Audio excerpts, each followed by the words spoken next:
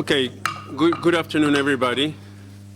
It's a great pleasure to be here to organize a session at this WTO forum at this time when the WTO is going through its 20th anniversary. We at ICTSD, as a quick word, have been part of this again of the organization of these forums since before they would be called forum. It started as a symposium. It used to be limited to trade and environment, and then it sort of evolved into this incredible set of sessions with many partners that you now have on an annual basis, and it has become, for many, the place to try to understand what's going on, get updated, but also deliver a great deal of the knowledge that you process, the issues that you like to advocate for, and also to network. And so we're very happy to contribute to that. On this occasion, specifically for this panel, we have joined forces, particularly with the European University Institute, based in Florence, and specifically their area on global economics, trade, investment, and development, which is headed by Professor Hoekman, who's known to many of you. Also, we're organizing this session as part of a cooperation that we have with the World Economic Forum on what we call the E15 initiative, an expert-based initiative that has been looking into the immediate futures of the global trade system, generating through an expert-based process policy options for the next 10, 15 years. And so one of those groups of experts, 15 working on 15 themes and 3 task forces, was a group that looked at issues related to regulatory cooperation. All of us here in the panel, some people in the floor that I see, have been part of that group and have been working with us now for a few months on these issues. We would be issuing the policy options and some other research findings and analysis from the group in the next few weeks, and particularly for Nairobi, and as well as through the World Economic Forum platforms in Davos and other meetings in 2016. So with that background, let me get you into the issues.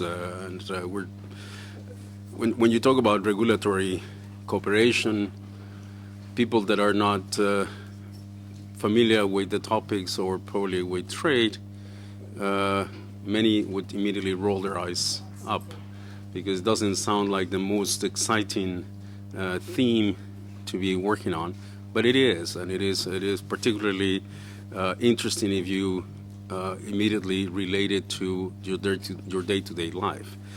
Most of the products and the services that we consume today are subject to some sort of regulations in domestic or international markets. In the case of trade and investment and the frameworks and policies that deal with it, regulatory cooperation becomes more and more important as a result of the lowering of barriers at the border, most of the traditional quantitative restrictions and other types of protections to markets, and also as countries move into various ways of organizing production of manufactured goods, but also the delivery of services through trans-border and transnational networks of production, which involve obviously crossing the borders and therefore are immediately relevant to trade policy. There are differences obviously in regulatory approaches, there are differences in institutions, asymmetries in capacities to deal with regulatory matters. There are spillovers, both positive and negative, that come from national or international or subnational, national, international bodies regulating on goods and services. And so we're interested in how in the current globalized economy, regulations, and particularly regulatory cooperation, can be ensured so that markets work in an efficient manner. They're made more robust, but they also respond to society's choices and aspirations with regards not only to the provision of private goods, but also, obviously, the delivery of public goods and social goods in an economy. So it is from that perspective that we want to look at sort of the state of affairs on regulatory cooperation. Many of you know and follow closely what has happened in some of the trade and investment arrangements that we have today at the international level. So obviously the WTO, the kind of mechanisms that we have in the GATT, and then in the Technical Barriers to Trade Agreement, as well as the SPS agreement to deal with some of these issues, but also in other parts of the WTO architecture.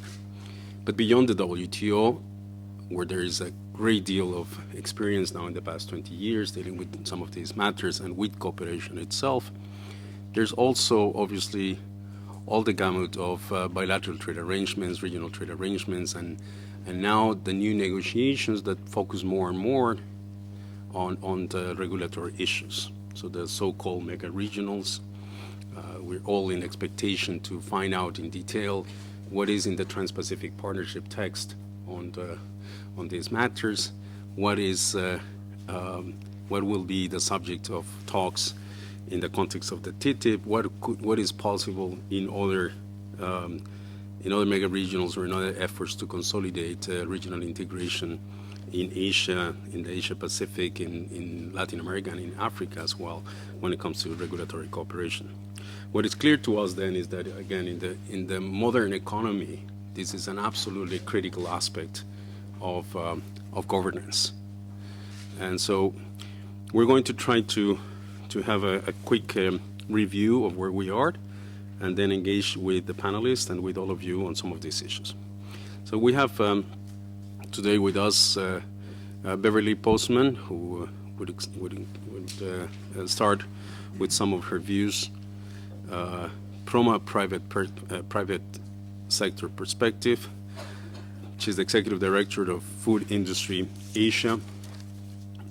She's been doing some of this thinking, particularly on how to anchor the discussion from that perspective on why regulation matters, what matters most in terms of what generates frictions or enables really the conduct of trade and commerce. Then that will be followed by remarks from Bernard Hoekman from the European University Institute, who will speak and will provide his thoughts on where we are in terms of regulatory cooperation in trade agreements, more generally, but also on what may be coming as part of the TTIP negotiations, where we're all expecting most of the innovation in this area to come about. Petros Mavroidis, who has flown from New York to be with us right now, so it's something that we're very flattered that he has done, and is currently a professor of law at Columbia Law School. We'll focus on the state of play in the WTO, look at the experience of the TBT and the SPS, what can we learn, what can be done to make it more effective, particularly as we go forward into this more complex world. And then we'll end with Vera Thornstein, who's now the head of the Center on Global Trade and Investment at the Fundação Getúlio Vargas in Sao Paulo, who will look at the issue of private standards. Is there a role for governance from these frameworks to deal and address the issues of private standards, particularly again in the context where private standards in an economy of fragmented production across borders of value chains become more and more relevant to producers and bring about additional costs as well as additional opportunities again to many of those producers. So I will start with Bev Postma and ask you all to take about 5 minutes, and then we will have time to have a discussion on ourselves before we turn to the floor to the audience. So Bev, please. Thank you very much, Chairman. Let me start by thanking the organisers and the EUI, ICTSD and the World Economic Forum for organising this working session. And thank you to you for turning up. I think we had some stiff competition, so it's great to see such a full audience. I'm particularly grateful to Bernard and Petros, the dynamic duo of the E15 Regulatory Cohesion Working Group, for pulling this particular panel together. It really is a great honour to be here. It's my first WTO public forum, and I hope that it won't be the last. Representing the private sector, I think it's particularly critical that we find ways of playing a role and being more central to some of these discussions. I confess I'm not an expert in the global trade system, nor am I an economist. I will leave the difficult stuff to my esteemed colleagues on the panel. I'm a farmer's daughter who became a marine biologist and then got hooked by the bright lights of global food policy. And 8 years ago, I was fortunate enough to move to Asia, where I very much fell in love with the continent and the food of the continent. I've been invited today to share some first-hand experiences of working with the private sector in Asia, both large and small and very small businesses, especially in my field in the agri-food industry across the very vast region of Asia-Pacific. I've always enjoyed working at the interface between the corporate sector, big food, as some have labelled it, and public policy. And when I was asked to launch a non-profit platform in Asia 7 years ago, the idea was to stimulate public-private dialogue, hopefully leading to public-private partnership. I jumped at the chance to take this on and to work with some very passionate and very impressive people to tackle some of Asia's toughest food issues.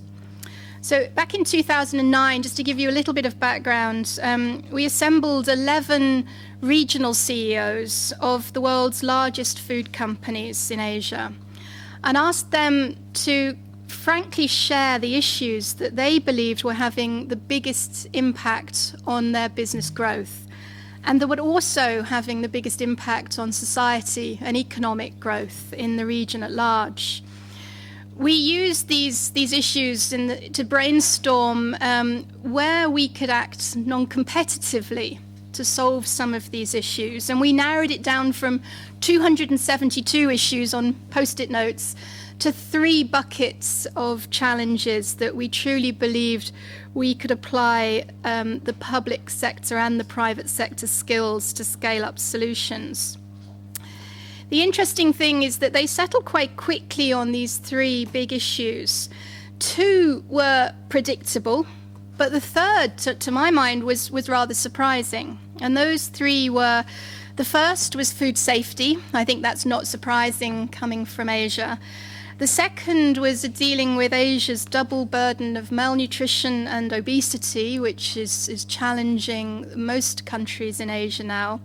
And the third, and the reason I'm here today, was the removal of technical barriers to trade through the harmonization of standards, particularly focusing on some of the multilateral agreements that were still working their way through Asia 7 years ago. So why was I surprised, and why did these 11 CEOs choose TBTs as one of their key issues that were holding back growth? Well, like many of you, we are awed by the sheer size and scale of the Asia region and by its pace of change. It's absolutely clear that these changes will have a profound impact on world food systems. And it's very clear that economic growth is the key to unlocking some of the challenges that we face in the region, both with poverty and with some of the challenges with the new sustainability goals.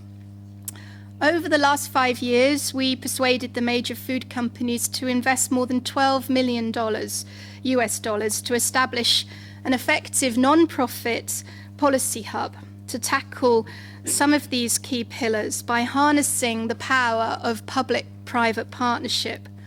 This is incredibly new in Asia. In fact, we were among the first non-profit groups not only to adopt a regional perspective, but also to really develop lasting public-private initiatives that involve multi-stakeholder dialogue at the highest level.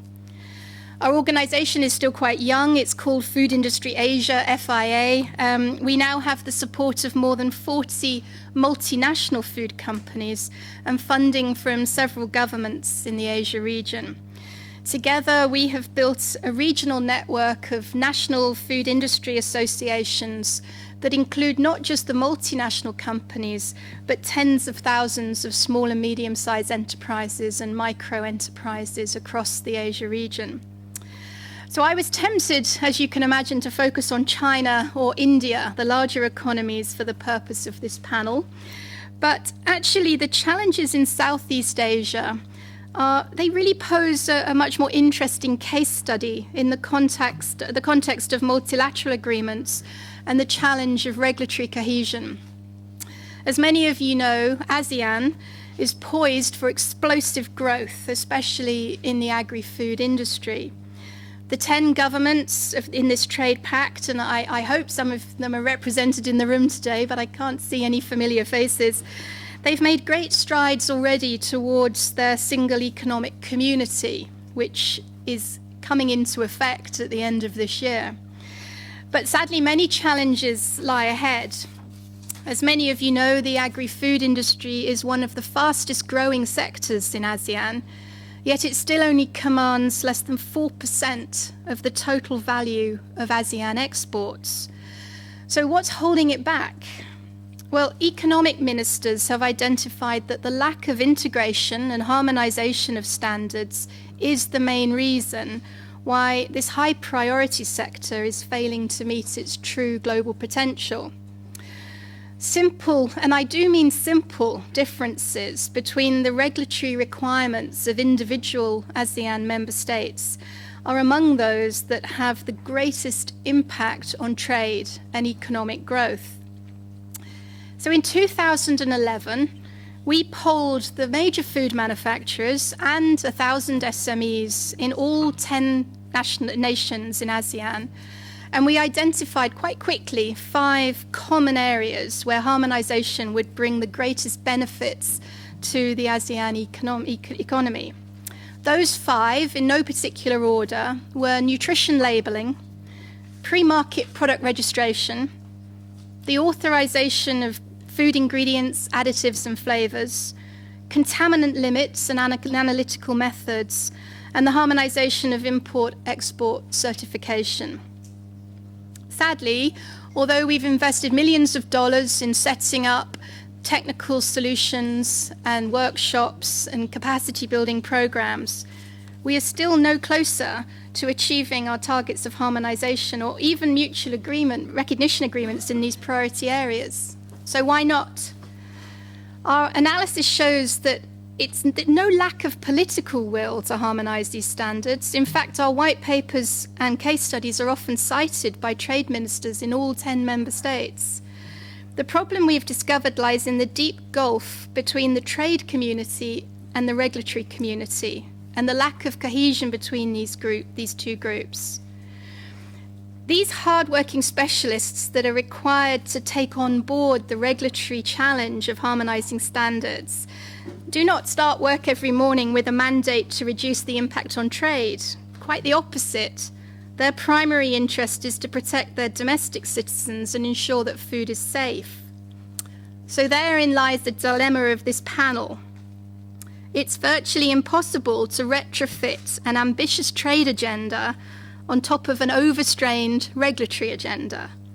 It's also very difficult to compel regulatory authorities to sit at the table with the very companies they are trying to police. So the question is, how do we bring those two communities together? And what role can the private sector play in building capacity and providing technical support in delivering these trade objectives? Thank you very much. Okay, thank you, Bev. That was very rich and it's right on target. It is a long 5 minutes, but that's a regulation, and then, but you are right on target and give a perfect entry to Bernard. Bernard, you get the floor. Just good. I will be Dutch and be 5 minutes. Especially because we have so many people in the room, so I think it's much better to actually have a discussion with all of you. So the global challenge here is pretty clear what the issues are, which is one, trade policy is increasingly becoming less relevant, right? So we know that tariffs have come down. Now my friends in the OECD keep on telling me I shouldn't say that too loudly because in a supply chain world, even small tariffs have big effects. But the bottom line is that tariffs really are no longer where the action is. And it's all about how do we deal with the fact that countries have differences in regulation, right? So we're not talking here about deregulation. We're not talking here about questioning regulation. But essentially the challenge is we have different countries doing different things, and that imposes costs for companies, but it also imposes cost for consumers, right? So for an example, one of the things that came up in the context of the EU-Canada discussions in automobiles, you have German companies who are doing very innovative things with headlights, which are all approved in the European Union, but only a couple of those innovations are allowed to drive on the roads in Canada. Right, so what that means for the company, they need to retrofit their cars, but also I think what it means for consumers that they don't have access to more new variety of products, innovation, and so forth. So the debate and the discussion, I think, certainly in Europe, has been very much focused on kind of elements of this investor-state dispute settlement being perhaps the biggest kind of example. But a lot of the tension has arisen because there's a lack of trust. There's this perception that regulations on one side of the Atlantic or the other really are much worse than they are on the other. So we also have, again, this consumer perspective, which I think is very important and which gets neglected in terms of regulation is there to satisfy a particular objective. And we need to ensure, and of course anybody who is involved in negotiating these agreements, which thank God I am not, has to deal with being able to say that this is actually going to improve our ability to achieve our regulatory objectives, as opposed to being confronted with the argument that this is actually going to result in lowering standards. So if you look at what is being discussed in the TTIP in terms of issues, I think it's less the case in the TPP, but it's really primarily about non-tariff measures. It's about regulatory types of policies. And if you look at the models that have been run in terms of trying to get a sense of what will be the effect of an agreement between the United States and the EU, I'm not going to defend any of the numbers here, but the main point is all of the action is in this non-tariff area, right? It's not about the traditional trade policies. And a large part of where that action is, it's in services, right? Because we're all service economies. 70–80% of GDP is in services. Services tend to be more highly regulated than goods. And again, so it's those differences in services regulation that create these fixed costs, that if we could actually reduce those costs without affecting the achievement of regulatory objectives, that's actually where the gains are going to come from. Now, there's a huge number of challenges, and in the interest of keeping to my 5 minutes, I'm not going to go through all of them, but I think there's two key things that I would pick up here. One is that regulators don't have a mandate to think about trade, right? Regulators have a mandate to achieve their regulatory objectives, and there's no real process, there's no requirement for them to think about what is the effect of what I'm going to be doing on other countries or firms in other countries, or in fact, are there better ways of doing this than what we're considering? So that's one. So there's no focus on the trade effects. I think on the other side, there is issues relating to the mandate that regulators have, where even if they would want to go down this road, the legislation or their authorizing environment will not allow them to actually talk to others or to consider these types of effects. So in a sense, we have here things that are quite similar that we have in the area of competition policy, where national competition policies are only focused on the interests of domestic consumers, and firms are, in principle, often allowed to go and pursue an export cartel somewhere outside, as long as it doesn't affect my consumers and it increases the profits of my firms, then we're happy. So that obviously, those types of spillovers are what we need to address. So obviously, these are not new issues. Jurisdictions have been struggling with this for quite a while. I think the European Union is a very good example of countries that actually have gone quite far down the road of mutual recognition, to some extent harmonization. But even in the European Union, as we have just discovered in the case of Volkswagen, enforcing these regulations is a challenge. And to me, I think people who advocate cooperation in regulatory matters, which certainly I am one, I'm going to be planning on using this Volkswagen case as an example to show that, in fact, the United States actually takes some of these regulations more seriously than we do, right? So as I'm sure those of you who have followed this know that this information was actually already out there a couple of years ago. So final kind of thing to put on the table is a question, and this is really a question which I don't have an answer to, and I think the negotiators don't necessarily have an answer to either, is how can trade agreements actually help, right? Because you could argue that these issues of regulatory cooperation, they require trust. It's really something we should leave to the regulators. So then the issue is, okay, so how do trade agreements potentially help? Well, maybe to give them a mandate to talk to each other, but you can ask, why do we need to do that in the context of a trade agreement? And this, I think, is a question which, I don't really have a clear answer to as yet, but I think it is an issue which is important to ask. Let me stop there. Thank you. Well, no, we have, we're sort of accumulating credit that goes to you, No, Petros. because you started with this. You started out with Dutch. That was a Dutch 5 minutes. Okay, oh, that's a Dutch. Okay, so now we understand what a Dutch is. 5 minutes. Wait till you get to Brazilian 5 minutes. Come on, don't start. So I'm happy you mentioned that Volkswagen thing, so I didn't have to bring it up first. But one of the most entertaining things I've seen in the Twitter, it's been when this came about.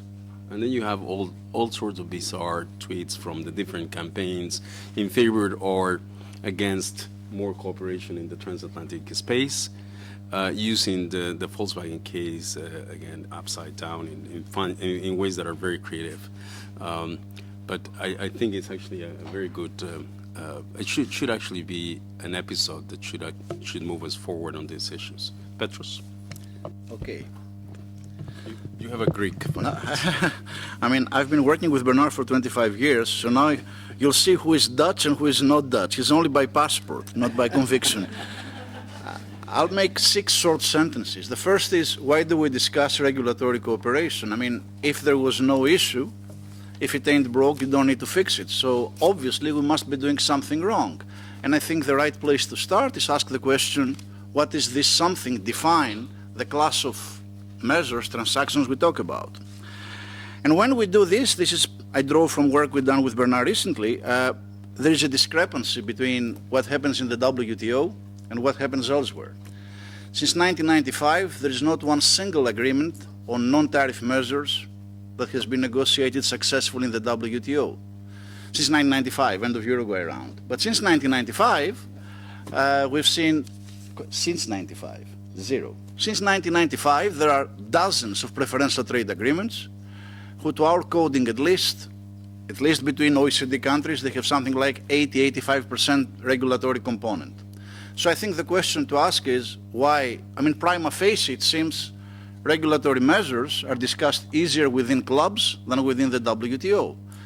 And now, why is this the case? I think that's the right question to ask. Well, it's difficult to be exhaustive here, but there are a couple of reasons which I think for a policy discourse like what we do here are of particular importance. And one is substance, and one is institutional. Now, substantively, the WTO recipe to integrate markets is non-discrimination, but non-discrimination is no guarantee for market access, of course, because you access market only if you conform to the standards of your export market.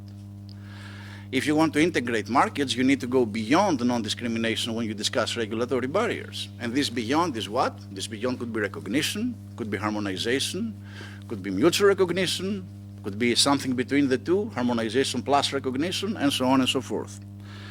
Now, this type of measures, empirically, where do we observe them? Within PTAs, especially within PTAs across not hubs and spokes, but hubs and spokes, hubs and hubs, like-minded PTAs. And this cannot be accidental.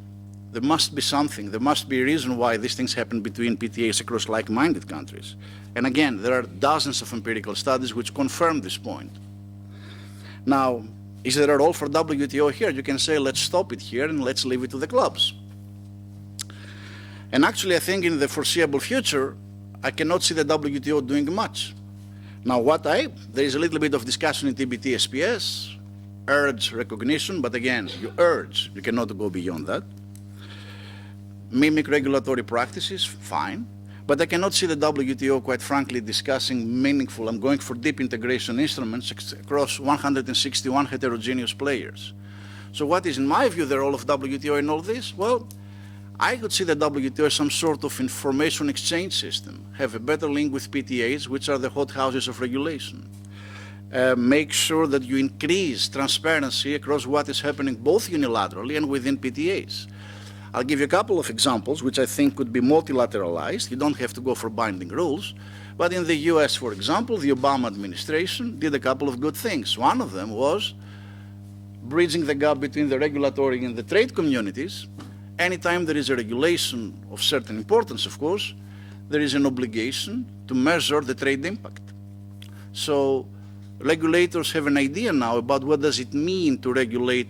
Let's say, okay, I go for the first, second best, third best instrument. First best never happens almost. What does second best mean for trade? Who are those affected? How much are they affected? Can I fine-tune it better in the next time I intervene in the same sector, and so on and so forth? That's something the WTO could discuss. Move from transparency to what Kari Koleniz, a political scientist at UPenn, calls reason transparency. I don't care if you tell me this is my law, but I do care about what is the rationale behind the law. Why did you choose this instead of that instrument, and so on and so forth. Have better access with preferential trade agreements. To me, it is amazing that the WTO stops the discussion on PTAs the moment you finish the discussion before the CRTA. Then the PTAs go away, and all these things happen, and we have no idea about them. I mean, the US-Canada Regulatory Cooperation Council, every week they have something, and the WTO, we know almost nothing about it. Or informal dealings like the TABD between the EU and the US, the business dialogue, the consumer dialogue, which will be submerged if TTIP becomes a reality in the future. In fact, in one sentence, I would like to see the WTO do exactly what Bev said in her first statement, that is, become the mechanism to bring these two communities together. Because unless we do this, the game will be played within clubs, and the WTO's relevance on those issues will be diminished, I am afraid, quite fast so. Well, that was very impressive as time. 5 minutes. Thank you, Vetros, and that was a very specific proposal there. Vera? Thanks, Ricardo. Look, we are in this house, some of you, for more than 15 years, discussing not the public forum, but about what will be the future of the round here in the WTO. And after so many years, perhaps I can say, come on, what we are doing here, we are discussing old issues. And the most important issue, in my view, is completely out of the WTO. That is the issue of regulation. I was in Florence and here in Geneva with these guys, and we discuss a lot. We have huge fights. And then I discover what regulation is. I asked for a young lawyer, Fernanda, that is here, to help me. I'm not a lawyer. And then I discover a new whole word, a word that you have to know the meaning of the words like consistent, coherent, cooperation. And then what's the legal meaning of all of this? Then you say, okay, what's regulation? You have TBT, you have SPS, then you have awful thing that nobody knows what it is that's called private standards. I'll come to this in a minute. Then you have investment, then you have a service. Okay, how you negotiate these issues. This is not a bargain anymore. How can you negotiate and make a bargain with rules? And the instruments to measure this is mutual recognition. It is the test of harmonizing, how you are going to harmonize it. And what's this equivalent test that TTIP is talking about? What is equivalent? That's not the same. So how you are going to negotiate and bring all these issues to the WTO? And the question is, what's the problem now? Not only this, but you have the problem that because WTO is stopped, it's completely blocked on all the old issues, WTO is completely blind about what is going on. And one thing that is going on, because TBT and SPS are old-fashioned things, because there's no new rounds, because these issues are not in the mandate to be negotiated, what's going on here? Developed countries, because it's the thing that's quite clear, developed countries, are creating a new nice thing, that is the tyranny of the consumer. Everything is because I'm doing this because the consumer asked me to do.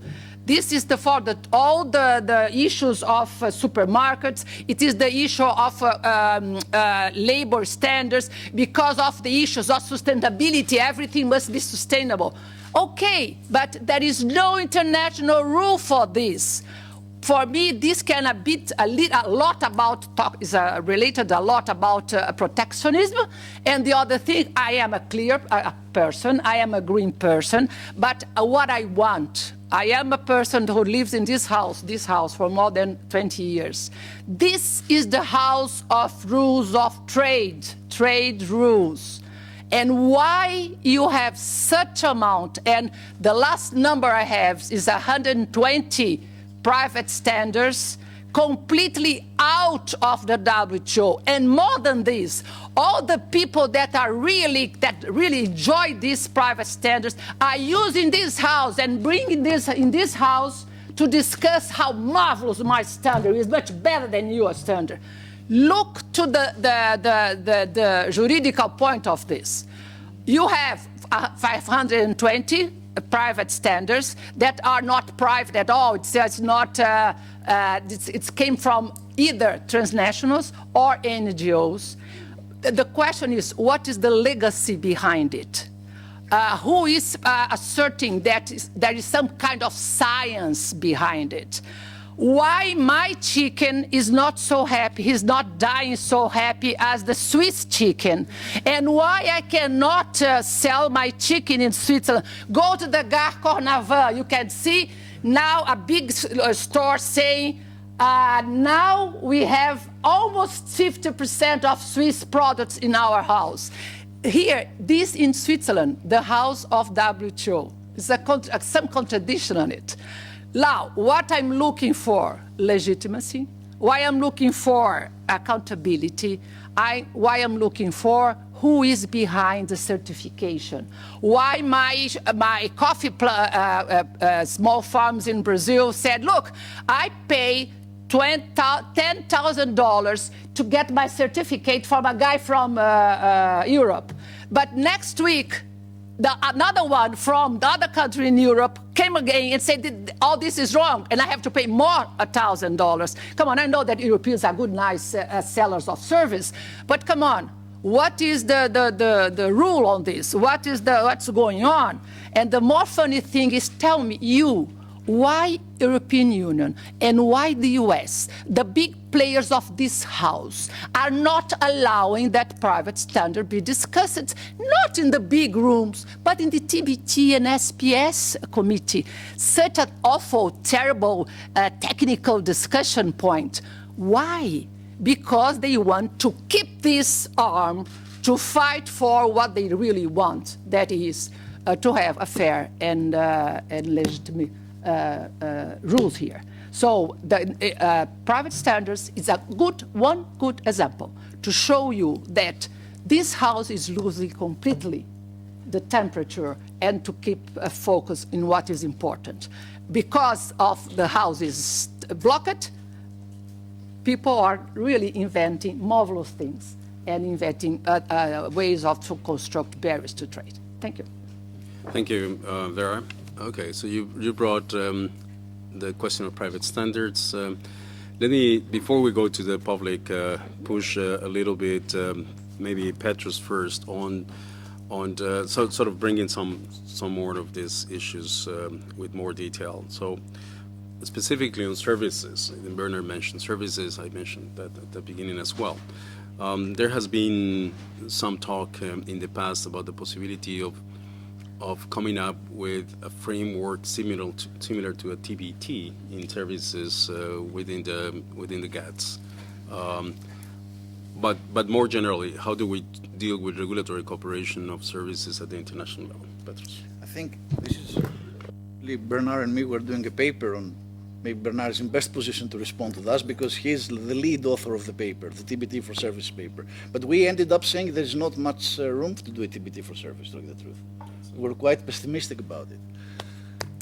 Do you want to compliment and maybe talk a little bit about that? What's so specific for the audience on certain regulation and regulatory cooperation on services? Okay, so I think there's obviously a number of issues here. One, I guess, in terms of the difficulty of this is actually part of the GATS, right? So we have an article in the GATS on domestic regulation, and there's been a long discussion for a long time on how to actually put some flesh on that bones, much of which revolves around, can we actually come up with something equivalent to what you have in the TBT agreement on necessity, right? And that is something which has not been managed to get to closure, but I think what it points out to me is that there is also an unwillingness to actually talk about the substance of regulation. Now, clearly services tend to be very sector specific. A lot of service industries are self-regulated. Other services, of course, are subject to very severe government regulation because there are network effects or you need prudential supervision in finance and so forth. So I think a lot of the action actually in terms of where there is a need for international cooperation, that's happening somewhere else. Right, so in finance, we're beginning to see that obviously with the Basel Committee and the BIS and the Financial Stability Forum and so forth. So there are venues where there actually is a lot of cooperation ongoing in the area of services regulation. But again, it's Petros's point. This is happening in particular clubs. Some of those clubs actually are multilateral, but they're not being brought here. And I think that really is a question to which I don't have an answer, but I think it is a question to be asked, why isn't there more of that discussion of these types of issues in the WTO? And I agree completely with Vera. The private standards issue is an example of that, where at least you should be able to bring those things to a forum which really is multilateral to have that discussion. Okay, I'm just trying to tease a couple of issues more before we go to the public. But so the other issue that is in, you want to say something about services? No. Okay. So the other issue that I think is very much in people's minds these days has to do with. Just very briefly, I think it's a good example of where I think there is no focus on trade at all, right? So there's a lot of focus certainly in the European Union on privacy, on ensuring that there is. Obviously this has been triggered in part by what's been going on in terms of people listening to other people's telephone calls, right, which is certainly something to be legitimately concerned about. But I think what the only point I would make is it's an area where there actually is active regulation going on, where the trade people are simply not in the room, right? So nobody's really thinking about what are the effects of whatever regulation we're considering to be put in place. So I think it's again a good example of what Bev was talking about, is that you need to have a broader constituency to actually talk about areas of regulation where, if that regulation gets passed, it could have very big effects on trade, on competitiveness, on the things that really the WTO was all about, and it's not happening at the moment. Bev.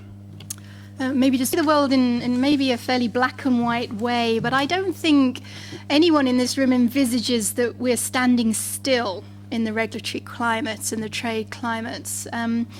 The whole point of regulation is that it, in my mind, provides a safety net. It's the point at which we don't exert choice.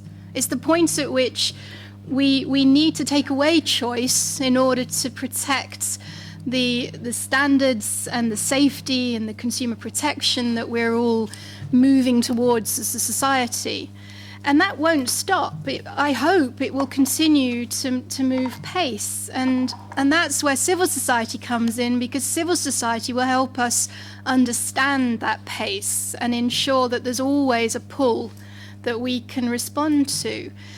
As far as deciding what's regulated and what and sustainability and all of the higher levels of Maslow's pyramid of hierarchical need, I think we will stagnate as society. So I think it's in the interest of society that we allow that debate about private standards to flourish, because that's what's making us a better society. And if there is a competitive force that allows certain companies to keep one step ahead of those standards and lead by example and set a higher price and require their suppliers to meet those standards, then surely that's how our world works. So I'm struggling to understand where this would enter a regulatory arena. The regulation plays the safety net baseline and will always need to keep pace, but it's at the point that we remove choice that's where regulation comes in. Yes, please. Yes. It's very. As you can see, we have a marvelous discussion with Bev for many, many months already. Bev, I agree fully with you. That's the point. The only thing I want in this point is to have that, again, you have a legitimacy behind it. Leave your society, go and ask for more sophisticated products. No problem. This can be any international private or non-private standard body that follow and gives you a guidance, a kind of thing that's just, come on, this is not a serious certificate. That's it, the only point. And now, just to finish, what is going on? We have a glorious seminars in Bern last week, and what even last one here in Geneva, what UNCTAD is doing, and Getúlio Vargas is also doing this, is trying to measure the non-tariff barrier. Now the time of tariff is over, and you have a huge new economies, a huge task before you. That is that you have to try to measure how all this regulation can affect trade. And I agree with Bernard. I went to all the staff of regulation of OECD. Do you know how many times I found the word trade? None. They are doing the regulation for their own, because they need to have all the countries they can have to speak about because of the challenge of the new world in the sea and the pollution and so on. But they never use the word trade. So this is a thing that you have to do, is to, take the regulation and make a regulatory assessment, economic assessment in the regional or multilateral field. This is a thing that is missing, right? So let me follow up on that, Vera, and just ask, so from the national level or the plurilateral level, so the US, for instance, they have designed now some mechanisms to do ex-ante evaluation as well as exposed evaluation on whether regulations are, for instance, excessively restrictive or unnecessary. Are there lessons there that we can use for the multilateral level? I love this example. As far as I heard, in Brazil, there's somebody from the OIRA staff explaining that in the United States you have for medical equipment a lot of contradictory regulations. And this is marvelous, because inside one country you have it. Can you imagine inside this house? So that's true in the sense now. Forget about tariff and all the old stuff. Let's start new mechanisms and new ways to negotiate regulation, because this is the thing. What is new? Investment. What you're talking about service is domestic regulation that are where the barriers are. And you go to anything, TPT and SPS, how you are going to put together different countries that can accept that kind of certificate can be a good thing for everybody. That's the point. why not, if you have, talking about the animal welfare, a theme that's so important for the communities, what not to develop an index of happiness for chickens? So you can say, look, you buy a Swiss chicken, it is 100% happy, then you go, but you can buy, and if you eat these chickens, you are not going to be killed. Come on. There is a way to negotiate these things, and not to mislead the consumer, because what they are saying that you are misleading the consumer at the end, right? Okay, I think if I were in the audience listening to this panel, I'll be really scared. This ends up with the chickens being happy, but it's a very complicated matter, it seems, and it sounds overwhelming. So the question is, how do we move forward? Obviously, we have very little time here, and so we have talked about this in a generic manner, but obviously we know that it is different when you talk about food safety standards than when you talk about environmental standards, or when you're talking about product standards of different types, as well as investment or services related regulations. We're also, we know about attempts, and at ICTSD we tried it once. Of that. International standard setting bodies, that they participate and they're effectively represented in the discussions, well informed, etc. Then we know by practice that this is a very challenging ambition.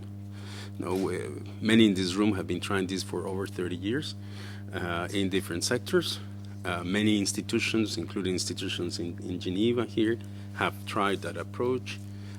So the question is, what do we do going forward, and what can we do thinking about the current global trade system as what it really is, which is made up of various parts that may be able to deal with these things in a more subsidiary way, if you like, but at the same time keep some framework at the global level that brings coherence for markets that are globalized, or to markets that are globalized. Ricardo, there's a most important question. That is, look, if you go to the new generation of preferential agreements, if you go to the mega agreements, right, you are going to find terrible words like regulatory consistent, regulatory coherence, and then you have regulatory cooperation that's more stricter than the other ones. For me, cooperation is a very loosey thing.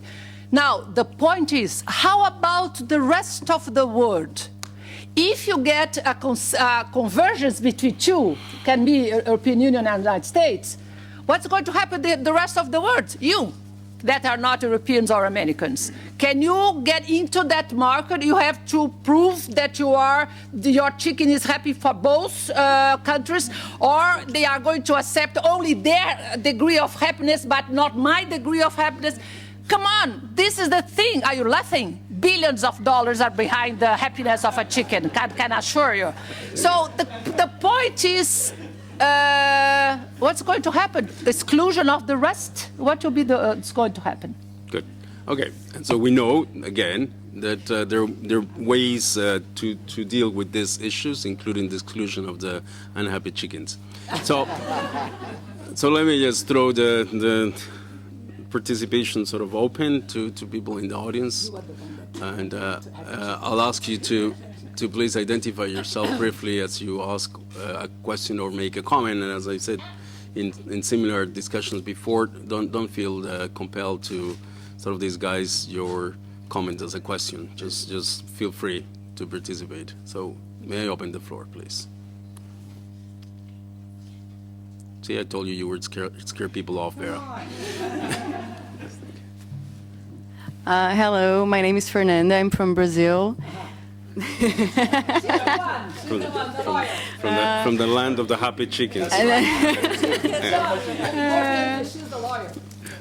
We've been studying for a while the theme, and one initiative that we saw inside WTO was about the good regulatory practice inside CBT committee. And perhaps there's a lot of critics about it, and it's difficult to thought of a practical way to make agreement of it. But do you think it's a progress? Do you think it's a framework or something like a governance that could start from it? What do you think is the role of it in this process to bringing regulatory to a multi-level discussion? Thank you for that question, Fernanda. Let me just keep it for a moment parked there. Xinquan, you want to introduce yourself? Okay, Xinquan Tu from UIB China. I have a question for Bernard. You mentioned that there are already many regulatory cooperation or harmonization inside the EU or among European EU member countries. So are there any assessments or evaluations on this kind of regulatory cooperation, their trade effects, especially for these newly acceded EU members? They have to raise their standards up to the European standards. Are there some costs or difficulties for them? I wonder, are there some studies? Okay, Xinquan. Anybody else at this time? Yes, please. Yes.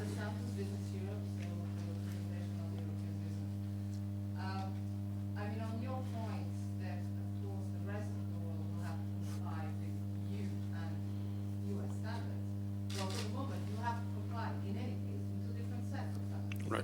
If you're selling to the US, you have to comply with one. If you're selling to the EU, you have to comply with a different one. The idea is if we have one standard, then we will benefit as European business, the US will benefit as American business, but also third countries will benefit because they will only have to comply with one. But I have a question. And the question is, you mentioned that, of course, the regulatory aspects are very much outside WTO and WTO discussion. What we see also when we are discussing preferential agreements is, of course, the regulators themselves don't consider this a trade issue. And they don't like that the trade people tell them what to do or not to do. Yeah, that's so right. I think this is a challenge that we are facing in our bilateral discussions, but it's also a challenge for WTO, and I would like to hear your Yeah. views on this. Good. Yeah, thank you, Luis. Let me just hold on that, Vera, please. Just, thank you. Thank you, Ricardo, and thank you also to the panel, and not just for this discussion, but also for all the discussions that took place through the summer on this very interesting initiative. My comment is, well, first starting from the point that there has been no progress within the WTO, no deliverables.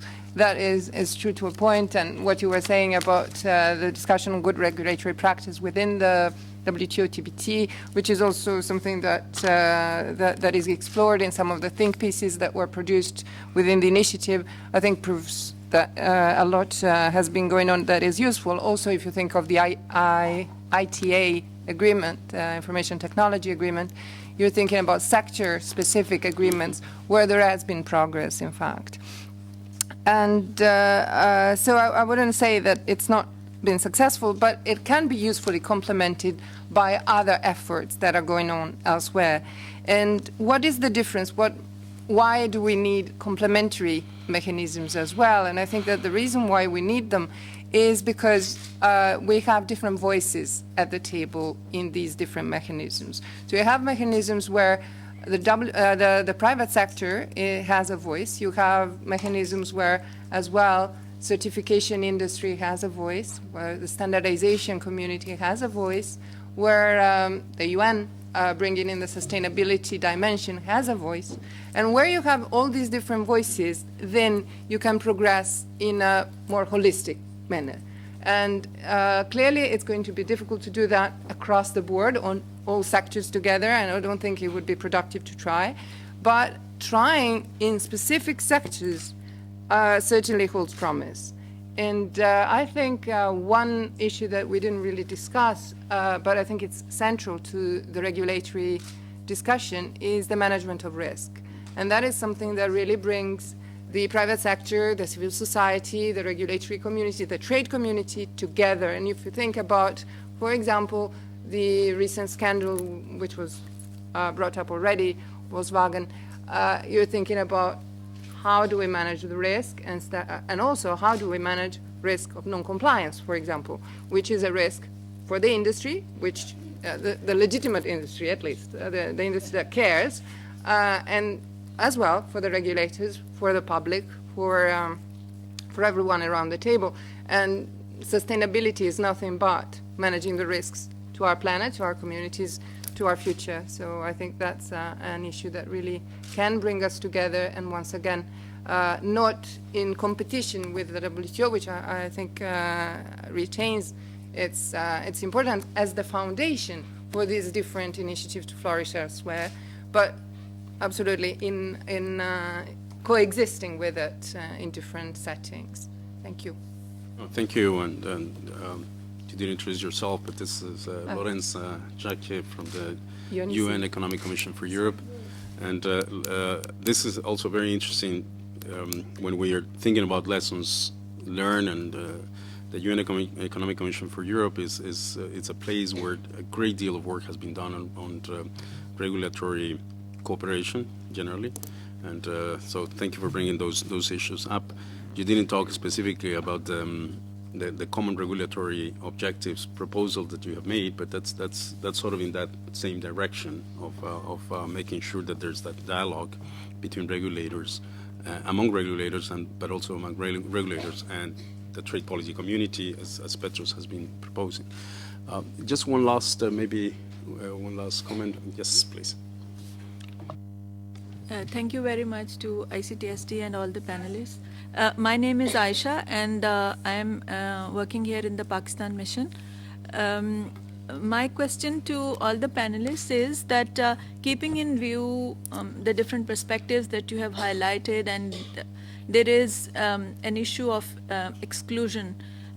So is there something that we can do in MC10 to bring this issue up for the ministers for some kind of a decision to do more work here on trade issues? And secondly, another question is that we have seen consumers' rights being protected a lot and the need for regulation, but probably there has not been same kind of work to protect the right to access markets which producers and manufacturers and service providers have. So how do we balance that interest, and what forums are there where their right to access markets can be heard? Thank you. Thank you very much for that, Nasha. Okay, so let me go back to the panel, sort of in telegraphic manner, so that we don't lose time and have the time to go through some of these issues. Let me just maybe throw some questions at those of you that I think you can say something about those issues, and then we'll see if someone wants to complement. But why don't we start with Petros and the question of good regulatory practices in the TBT and the WTO? I mean, to me, it's a step. I mentioned it in my talk. Maybe you were not listening, talking to your friend. It's one step in the right direction, because I cannot see going beyond that. That's the whole point of GRP is what? Negative integration. We're not establishing common policies here. We throw some light on existing policies. Yeah, makes sense. But I mean, that's all you can do in the WTO. You don't expect the WTO to say, let's go for common whatever policy. Look at what happened with TRIPS. I want to make one point, though, if you don't mind, for 10 seconds, to Lorenza. I did not say nothing happens in the WTO. I say nothing happens on the regulatory front. What you mentioned, the ITA 1 and 2 and maybe 22, this is all tariff agreements. I reduce tariffs in a well, nothing on the, I'm sorry, there is nothing. I produce IT equipment the way I want to produce it. I can have my own safety standards. I didn't commit to positive standards. All I did was reduce tariffs. Yeah, there the WTO is king, because non-discrimination works very well with tariffs. The problem with discrimination when you move to non-tariff measures. That's where you have the problem. And the lady from Business Europe got it right away. She said, even today, if you want to export anywhere with zero tariffs, you have to comply with the standards in the exporting market. Now, I don't buy her argument, we move transaction costs and are unfavorable, because this is one side of the coin. The other side of the coin is you influence terms of trade by having common regulation across the EU and the US, no? It's one thing to be myself alone. It's a different thing if we're two. I'm not saying the opposite. I'm saying you ask guys to move. I'm not anti-TTIP. You don't know what I write about TTIP. All I'm saying is that you influence terms of trade much more effectively when the two get together than when you're alone. And this is the other side of the coin. And there are legitimate concerns about it. Okay. Yeah, let me just ask Bernard to comment on this and then touch upon the question of regulatory cooperation in Europe and the experience there. And then we'll come back to you, Bear. So on good regulatory practice, just to follow up on Petros, yes, it's potentially there, but it's not even happening in the WTO, right? So I think that's, I think he was a bit too positive. I said a step in the right direction. Yeah, but it's not happening. So I think, so that's kind of the minimum approach, and that is the approach that's being taken in APEC.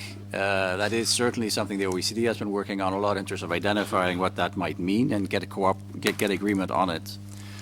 On the assessment issue, I think, yes, there have been assessments, but I think it's more, there hasn't been a whole lot done, and what has been done has been very sectoral. So I'm not aware of anything that kind of steps back and looks at it across sectors, because the analyses tend to look at trade flows, they tend to look at what is the effect of essentially kind of getting rid of the barriers in terms of mutual recognition and so forth. So there are studies, but not so much on, and then there is the other side of how much does it cost to implement, where there has been quite a bit of work done, and there is information on that, because clearly that is something that is also being supported by the European Commission. So there is a focus. On the business, on your point that one standard would be better for the rest of the world, I disagree a little bit with Petros in the sense that if we have common standards, then that means the rest of the world is going to benefit, right? Because the cost for firms is going to go down, right? And there has been empirical work done on that shows that that actually is going to be the effect if you can achieve harmonization. But we're not going to achieve harmonization. So I think most of this is going to revolve around some notion of where are things going to be equivalent, and then the issue becomes, can the rest of the world demonstrate that they are equivalent or not? And I think here, Who's going to certificate? yeah, and I think here there are really big questions, and I don't think there has a whole lot. I don't think there's been a whole lot of thinking about that to this point in time. Regulators certainly don't want to trade people in the room. I used to work for the GATT Secretariat during the Uruguay round, and I still vividly remember a meeting on financial services where there was actually a fist fight between the representative from MITI from Japan and the representative of the Ministry of Finance, and the Ministry of Finance guy won. Okay? So he took the seat and the trade guy could go away. So I think this is one area where trade agreements can actually help, because they can just mandate that this, you need to bring those two communities together again, and that's something that I think we all agree on. Vera. To our Green Lady of Europe, look, regulation and trade people, I know they hate each other. The regulators think they have the word, they rule the world. The question is, you have to put them together, to force them to go there. You have this kind of example in TBT and SPS. I follow many committees. At the beginning, there's no way to talk together. At the end, they start talking together, because everything a regulator does, this will affect trade. And you have to measure and show him what he's doing and how he's affecting the trade. On equivalence, I do not believe that we are going to reach this marvelous world that you think of having just one standard. Do you know why? Because you have another mafia, the mafia of the certificators. And never, United States, you agree that poor guy in Brazil, you certify the way they want, and the community is the same. So, sorry, you have a big war of certificators. To our lady for Pakistan, you are completely right. Can you say to the minister, you say to your minister, please, what you are doing in the WTO is, okay, it is important, you have to go, but then there is another, horse passing through that is, and just taking the word in the other direction, that is regulation. And you have to have a say on this. Why not to start learning, in the process of learning? At my time in WTO, it was an old time, you have a lot of seminars, a lot of working groups to discuss things when you don't have to take any decision. Just learn. And so this, I think that regulation is a big issue to bring. Another one is the impact of value chains. Do you know that with value chains, 60% of the trade is now on global value chains? Do you know the impact of this on WTO? Why we cannot discuss this in this house? Why we have to stick like that? You know, we have to finish the round, we have to finish the round. And the world going, you know, in the completely different thing. Please. Yeah, thank you. Bev? I'm not sure where to start, but I can only draw from my own experience, and maybe this is why the private sector finds the public sector so baffling. But you know, when a business has a problem, it usually goes to find out what the problem is and then apply the solution to the problem. It doesn't create a new problem for the solution. GRP, I think you've hit the nail on the head. I think it really is that simple. I'm not aware of a single FTA or multilateral trade agreement that doesn't have GRP at the heart of that agreement. And the tenets of good regulatory practice are now very, very clear and very simple. And I suspect it's one of the few areas that we do have harmonization across the world, because I don't think there's much disagreement about what good regulatory practice looks like.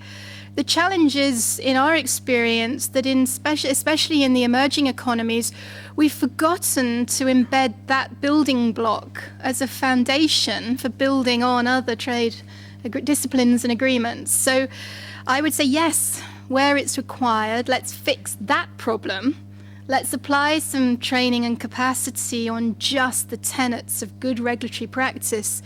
Because from a business analysis, if you get that right, we can fix a huge number of other issues without piling on new problems on top. And the private sector stands ready to help with that type of capacity building. The challenge is that there doesn't seem to be any particular body that is accountable for addressing good regulatory practice, either training or enforcement. The second point on the question from China, I was briefly in Brussels in part of my career, and what I certainly saw was an understanding quickly emerging that harmonization is not the solution. You cannot simply expect one economy to suddenly bring up its standards to match those that have been doing it for decades. But mutual recognition agreement is definitely a way forward. And I think that's certainly an instrument that we can learn from Europe. It has been successful, and there are learnings and lessons of how to do it and how not to do it that we can apply in other parts of the world. And we're certainly learning European lessons on MRA in ASEAN particularly.